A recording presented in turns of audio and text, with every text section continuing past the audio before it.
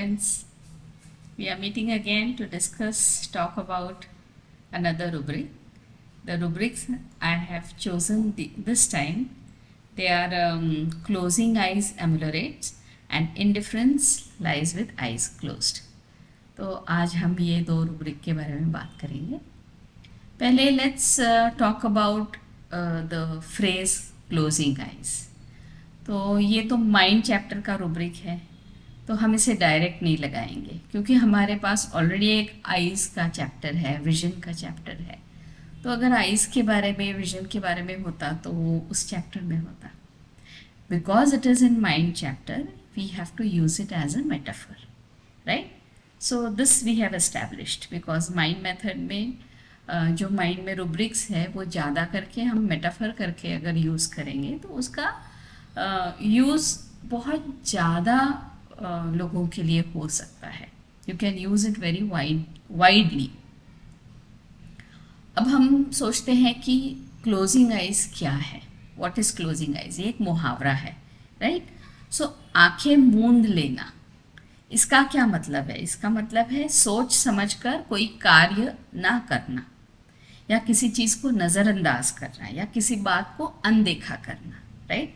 English में हम कहेंगे इग्नोर करना, डिलिबरेटली इग्नोरिंग समथिंग, और रिफ्यूजिंग टू नोटिस समथिंग, और pretend that it is not happening. So this is the word meaning of that phrase closing eyes.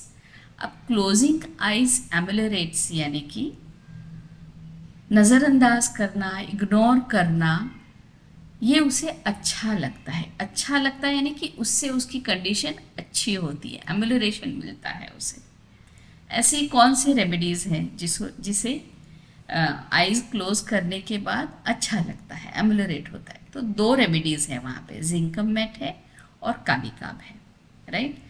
कालीकाब में हम ये रुब्रिक बहुत ज़्यादा मैंने यूज़ किया है, इसलिए उसके बारे में मैं ज़्यादा बोल सकती हूँ, बता सकती हूँ या डिस्कस कर सकती हूँ. जिंकम मेट मैंने खुद तो इतना यूज़ नहीं किया है, और किसी सेमिनार में भी इतना ज़्यादा मैंने इस तरह से ये रुब्रिक से एंट्री किए हुए जिंकम मेट के केसेस भी नहीं देखी. So let us concentrate on कालीकाब. कालीकाब हमें मालूम है कि एक इमोशनल रेमेडी है, इंटेलेक्चुअल भी है और इमोशनल भी है, बहुत इन्वॉल्व्ड है. कालीकाब में एक रुब्रिक है इम्पेशंस चिल्ड्रन अबाउट, है ना. यानी कि जो उसके ऊपर डिपेंडेंट है, जो उनके चिल्ड्रन है, जिसकी वो केयर करता है, उसके बारे में, उनके बारे में बात करते समय या उनसे बिहेव करते समय वो पेशेंस खो देता है, इम्पेशेंट हो जाता है. दूसरा रुब्रिक है delusion neck is large. Neck long होना एक अलग रुब्रिक है, नेक लार्ज होना एक अलग रुब्रिक है.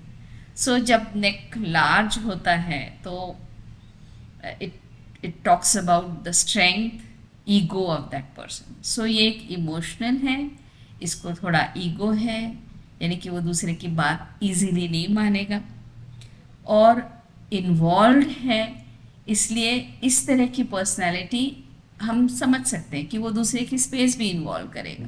यानी कि जिस बारे में उसे नहीं बात करना चाहिए दूसरे के पर्सनल लाइफ में, चाहे वो अपना बच्चा हो, बच्ची हो, कोई भी हो, वाइफ हो, हर चीज़ में आप नहीं बात कर सकते, लेकिन ये करता है क्योंकि उसकी इन्वॉल्वमेंट ही इतनी है, वो अपने आप को रोक नहीं पाता और फिर हर्ट हो जाता है. सो ये कालीकाब का एडाप्टेशन है कि अगर वो अनदेखा कर ले कोई चीज़, यानी कि अभी जैसे बहू बात नहीं मानती है या वाइफ बात नहीं मानती है और इसका कहना है कि उसने ये करना चाहिए, तो अगर वो अनदेखा कर ले, उसकी तरफ ध्यान ही ना दे, तो वो he will be in a better place mentally, he will feel better. क्योंकि अगर उसमें ध्यान देगा तो फिर झगड़ा हो जाएगा, फिर ये कुछ बात कहेगा, फिर उसे भी हर्ट होएगा, फिर इसे भी हर्ट होएगा. So this closing eyes ameliorate is a position that Kalikab takes because he has to take it because he is too involved and he is like very persistent and he sees to it. उसके कोई उसूल रहते हैं ज़िंदगी जीने की, कोई एक उसके रूल्स हैं, और उसी तरह लोगों ने भी करना चाहिए, बाकी के उसके जो फैमिली मेम्बर्स हैं ना, उन्होंने भी ऐसे ही करना चाहिए, इसकी ज़िद रहती है. इस तरह की पर्सनैलिटी है, इसलिए जब वो क्लोजिंग आइज एमिलोरेट में जाएगा तो he will feel better. This is the reason why Kalikab is under this rubric. I hope you are able to use it in your practice with the understanding of the remedy, so it will give you much better results. So फिर मिलेंगे, तब हम दूसरे rubric के बारे में बात करेंगे, यानी कि indifference lies with eyes closed. See you, bye.